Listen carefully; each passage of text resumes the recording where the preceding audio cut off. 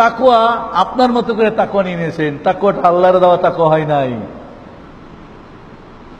বন্ধুরা, এখানে যে ক্রস হয়ে যায়, তাওহীদে ক্রস, রিসালাতে ক্রস, তাকওয়াও ক্রস, যার যার মতো আমরা করতেছি।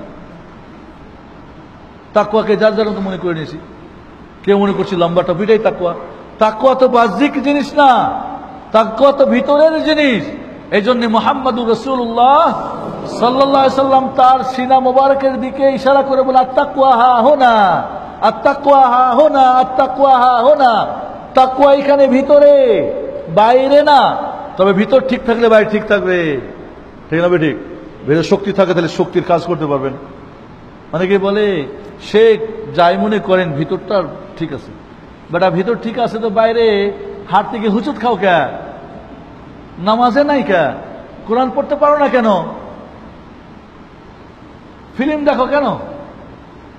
বাজে কথা বলো কেন? ঝগড়া করো কেন? জুলুম করো কেন? এটা যদি ঠিক থাকে, পাওয়ার হাউসে যদি বিদ্যুৎ থাকে, বাতি জ্বলবে না? জ্বলবে না? জ্বলবে। এই জন্য আল্লাহ রাসূল বলছেন, আলা ইন্না ফিল জাসাদে মুদগা ফাইদা সালাহাত সালাহাল জাসাদু কুল্লু ওয়া ইদা ফাসাদাত ফাসাদাল জাসাদু কুল্লু আলা ওয়া হিয়াল কলব। এই হার্ট যদি ঠিক থাকে সব ঠিক থাকবে, এটা যদি নষ্ট হয়ে যায় সব নষ্ট হয়ে যাবে। ভিতরে গন্ডগোল, ভিতরে সদরঘাট, বাইরে ফিটফাট, কোনো কাজে আসবে না। আমরা অনেক সময় বাহ্যিক চেহারা সুরা দেখে মনে করি ঠিক আছে, ভিতরে শিরিক, কুফর, বিদআত, কুসংস্কার, বাইরে লম্বা টুপি দাড়ি, মনে করি মাশাআল্লাহ। লা, কারণ ভিতর সদরঘাট, বাইরে ফিটফাট, কোনো কাজ হবে না।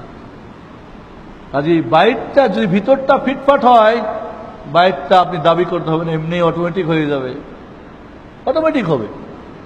এই জন্য বন্ধুরা, তাকওয়ার আমাদের মাঝে তাকওয়ার একটা ভুল আমাদের মাঝে ধারণা রয়েছে। তাকওয়া মানে দাড়ি টুপিওয়ালা লোক যা করবে তাই তাকওয়া।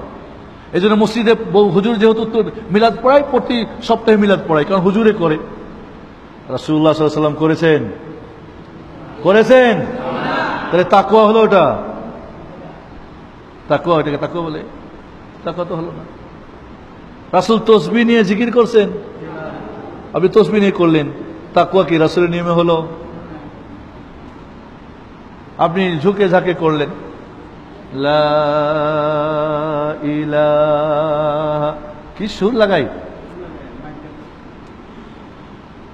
এটা আপনার এইভাবে তাকওয়ার নিয়মে নাই। এটা করার নিয়মটাতে তাকওয়ার মাঝে অনেক জিনিস আমাদের মাঝে আমরা করি।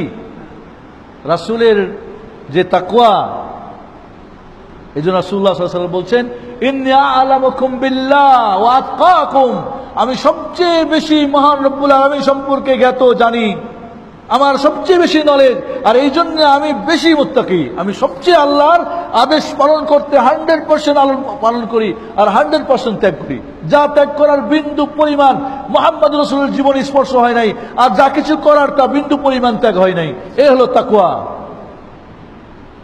তাহলে বন্ধুরা আসি আমরা, তাওহীদ যদি ওকে হয়ে যায়, ঠিক আছে, রিসালাত আল্লাহর জন্য যা করলেন ছাড়লেন, তরিকা মুহাম্মদ সাল্লাল্লাহু আলাইহি ওয়াসাল্লামের হলো, তাকওয়া কোরআন সুন্নাহর আলোকে যা করার করলেন, যা ছাড়া ছাড়লেন, তিনটা ওকে, তাহলে এবার আখিরাতে হবে কি? জান্নাত।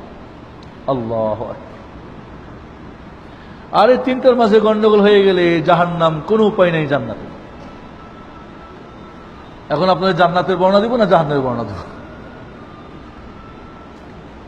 আমি মনে করি তিনটাকে ঠিক করেন, এরপরে কোনোদিন এসে জান্নাতের বর্ণনা দেবো ইনশাআল্লাহ।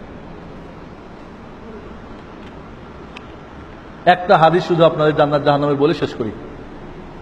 একটা হাদিস বা দুইটা হাদিস। আল্লাহ নবী আলাইহিস সালাতু ওয়াস সালাম বলছেন, আল্লাহ রাব্বুল আলামিন জান্নাত তৈরি করলেন, করার পরে ফেরেশতা জিবরিলকে বললেন, যাও দেখে আসো জান্নাত।